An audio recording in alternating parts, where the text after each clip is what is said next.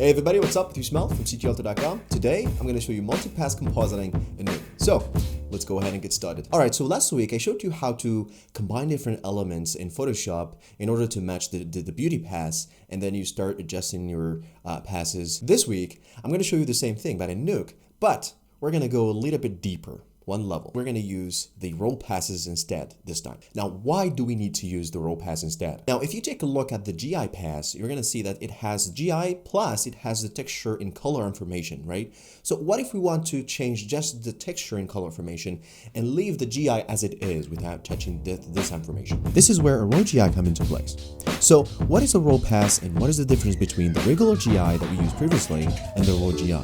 There's 3 dedicated passes related to global illumination. First, we have the Vray global illumination, which is the pass that we used before in the Photoshop tutorial. Second, we have the Vray diffuse filter, which is the flat diffuse textures and colors. 3, we have the Vray roll global illumination, which is the GI roll negative without textures and colors baked in it. Just pure GI. So once you combine the Vray diffuse filter and the Vray roll global illumination with a multiply operation, you get a filtered Vray global illumination that we used before in the Photoshop video. We're going back one level deeper to what Vray would do to create the final result. It's like you get control over the linear GI and the diffuse in real time back in post separately. So we have a new rule. Regular pass equal to filter pass multiplied by roll pass.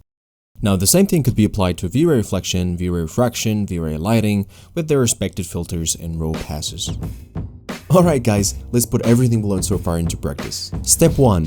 Rendering the passes. Before we add the passes, let's create masks for our object in the scene in order to have selective adjustments later on in post automatically. Okay? For that, I'm going to use the multi-matte element. Alright, select an object, right click, and open the object properties and give it an object ID number.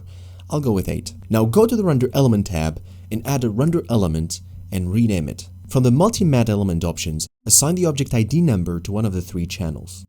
You can repeat the same process for all the object in the scene. Alright, now as usual, let's add the necessary passes. Go to the render element and add the following passes. First, we have the regular passes. Second, we have the filter passes. And last, we have the roll passes.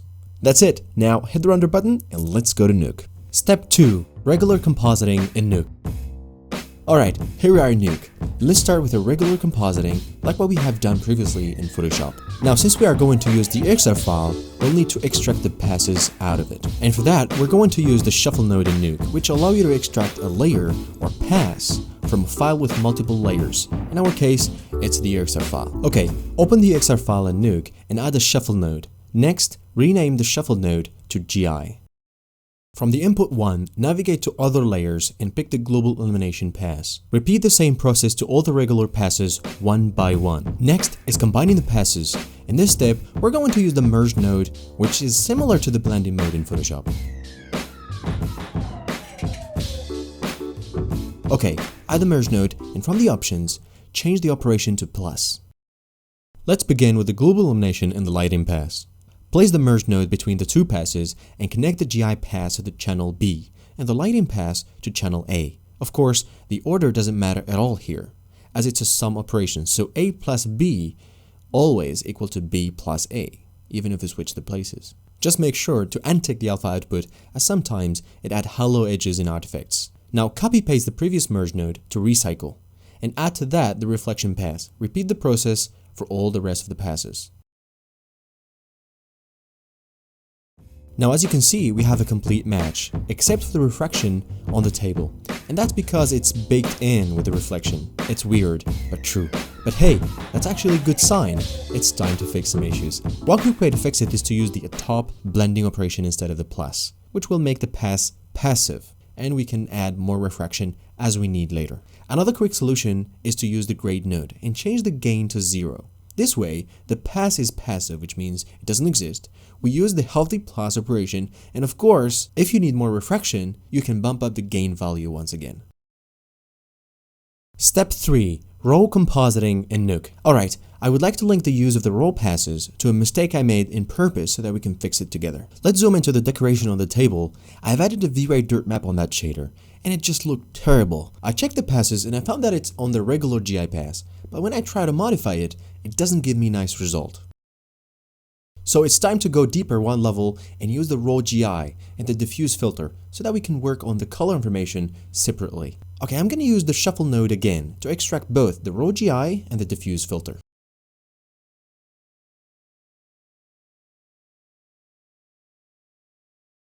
Copy-paste the merge node, again recycling, and change the operation from plus to multiply this time. The result is going to be a match to the regular GI. We just went back one notch. Now I'm going to add a grade node to the diffuse filter and also pick the mask that I already created while rendering for those decorated objects. Like that, my color correction will target only the color in the diffuse. Let's play with the lift, gain, and multiply.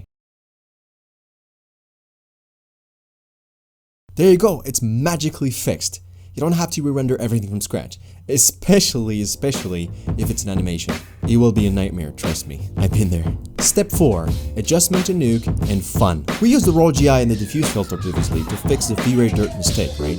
Now you can use the other raw passes the same way and start targeting objects as well with the use of the mask. You know, use the raw reflection, raw refraction, raw lighting, all the passes that you have in hand. Alright guys, as always, have fun in the process and be creative. With you, Ismail, see you next week with another video. Take care.